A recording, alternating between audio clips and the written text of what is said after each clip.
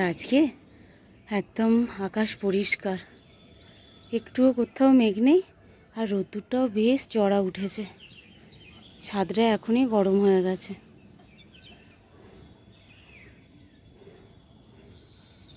চলো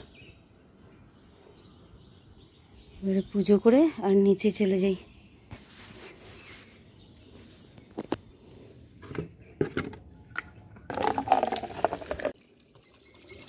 জল ভরতে দিয়ে দিয়েছি, এখন এই সবে পাম্প চালিয়ে ঠান্ডা জলটা তুলেছি। ভাবছি গাছগুলোতে একটু দিয়ে দিই। কালকে বিকালেও একটু দিয়ে গেছি, আর এখনও একটু দিয়ে দেব। আর কালকে সবে এই ডালটা বসিয়েছিলাম, দেখো যে কটা কুড়ি ছিল সব ফুলগুলো ফুটেছে। তুলে নিয়ে ঠাকুরকে দিয়ে দেব।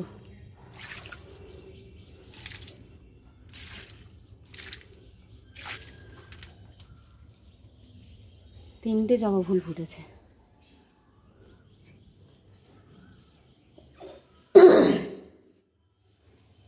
আজ এই যে কারি পাতা গাছটা ভেতরেই রেখে দিয়েছি, ধরে যাবে মনে হচ্ছে।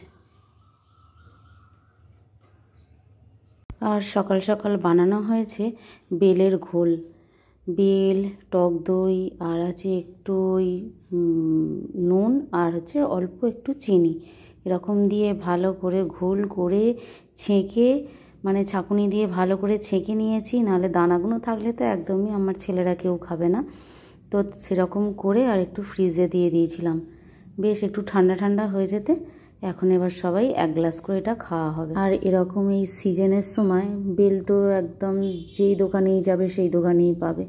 আর এরকম বেলের ঘোল বলো, তারপর পাকা আমের ঘোল বলো, বেশ ভালো লাগে খেতে। আর পুজো টুজো দিয়ে এসে এখন অল্প করে একটু মুড়ি আর একটু কলা নিয়ে নিয়েছি। আজকে আর তরকারি দিয়ে বা অন্য কিছু দিয়ে মুড়ি খেতে ইচ্ছা করছে না। এটা খেতে খেতে চলো সবজিগুলো কেটে ফেলি। ব্যাস সমস্ত কিছু কোটা বাটা হয়ে গেছে, এবারে খালি রান্নার অপেক্ষা, বুঝতে পারলে। আর আজকে থেকে এখন 2-4 দিন আমাদের নিরামিষ খেতে হবে। তার জন্য মাছ যা ছিল কালকে সব রান্না করে খাওয়া হয়ে গেছে, এখন 2-3 দিন নিরামিষ। তার জন্য এই যে দেখো না এরকম করে সবজি কেটেছি, এই যে বেগুন, ডাঁটা আর পটল, এটা দিয়ে হবে এই যে অরহর ডাল, আর হবে একটু আমের চাটনি, আর সাথে এরকম আলু সিদ্ধ দেবো, লঙ্কা ভেজে মাখবো, আর পাঁপড় ভাজা আছে। ব্যাস একবারে আমার ছেলেরা একদম অমৃতর মতো খেয়ে নেবে। এই ডালটা খেতে এত ভালো লাগে, ঘি দিয়ে বানাই তো, এই ডালটা ঘি দিয়েই বানাতে হয়, অরহর ডাল যেহেতু একটু ঘি দিলেই এমনি খেতে ভালো হয়ে যাবে। তারপরে এসব সমস্ত সবজি দিয়ে বানাবো, আর ওই জন্যই আলু সিদ্ধটা দিয়েছি। আর এই পটলগুলো কাটতে গিয়ে দেখলাম এই কটা পাকা পটল হয়ে গেছে। পাকা পটল আবার আমার 2 ছেলেও খাবে না, আর কর্তামশাইও খাবে না, তাই ভাবছি আমি এগুলো ভাজবো, আমার আবার বেশ ভালো লাগে। আর আরও সেই যে পটলগুলো একদম মানে অরেঞ্জ কালারের হয়ে যায় না, আর ওর ভেতরে দানাগুলো একদম কালো কালো হয়ে যায়, আর ভাজা খেতে এত ভালো লাগে, কড়াই ভাজার মতো ভেতরে পটাশ পটাশ করে আওয়াজ হয়, খুব ভালো লাগে খেতে আমার। তার জন্য ওতে আর দিইনি, ডালে বলবে কি না মুখে একটা দুটো লাগলেই চেঁচামেচি আরম্ভ করে দেবে কর্তামশাই আর ছেলেরা। তার জন্যে এইগুলোকে আলাদা করে রাখলাম, যে না তোরা তো কেউ খাবি না পাকা পটল, আমি একটু ভাজা খেয়ে নেবো। তো চলো কোটা বাটা হয়ে গেছে, এবার রান্নাটা বসিয়ে দিই, একটুই বেলা হয়ে গেছে। ব্যাস এই উঠোনটা একটুখানি ছাওয়া পড়ার পর তারপর রান্না করতে বসে পড়েছি। এখানে ভাতের জল চাপিয়ে দিয়েছি, আর এখানে এই যে সমস্ত কিছু নিয়ে চলে এসেছি। বারবার ওঠা নামা যাবে না, একবার করে উঠবো একবার করে যাবো, উঠোনের মধ্যে রেখে রেখে, তার জন্য সমস্ত কিছু নিয়ে চলে এসেছি। এখানে চাল বার করেও নিয়ে চলে এসেছি, আর ওই যে ওইটায় কড়াতেও মাটি মাখিয়ে রেখে দিয়েছি তরকারিটা বানাবো বলে। আগে ভাতটা হয়ে যাক, তারপর সমস্ত কিছু করতে হবে। মা তুমি একটু ওঠো না, আমি করি। না বাবা, গরম ধোঁয়াটা চোখের সামনে আসছে, মুখে লাগছে ধোঁয়াটা। তোকে করতে হবে না, তুই ঘরে যা, আমি ঠিক আস্তে আস্তে করে নেব। পাতা দিয়ে তো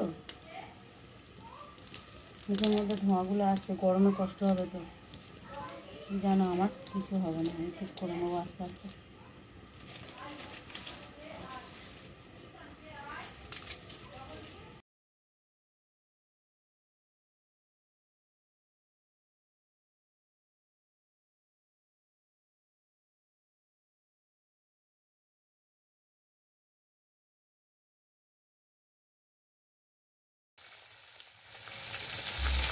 ভাত হয়ে গেছে, আর ওইগুলো ভেজে খালি ডালের মধ্যে দিয়ে দেবো।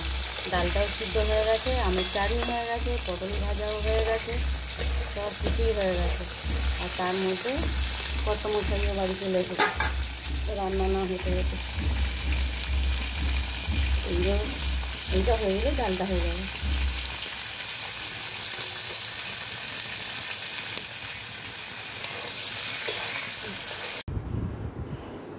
এই যে ভাত বাড়তে বসে পড়েছি, আর সাথে আজকে গন্ধরাজ লেবু এনেছে, কাটছি। এতেই মনে হচ্ছে যেন খেয়ে পেট ভর্তি হয়ে গেল, এত সুন্দর সেন্ট। আর কাটবো একটু শসা, ব্যাস, আর কিছু না। পেঁয়াজ কাটবে না? এই গরু, তোকে বললাম না এই কদিন নিরামিষ, পেঁয়াজ কাটবো না, পেঁয়াজ খেতে নেই এখন কদিন। শসা আর হচ্ছে লেবু। চলো এবারে ভাতটা বেড়ে ফেলি। সবে একটুখানি রান্না বসিয়েছি রাতের জন্য জানো, আর অমনি ঝড় উঠেছে। বৃষ্টি হবে কি না জানি না, কিন্তু ঝড়টা জোর উঠেছে।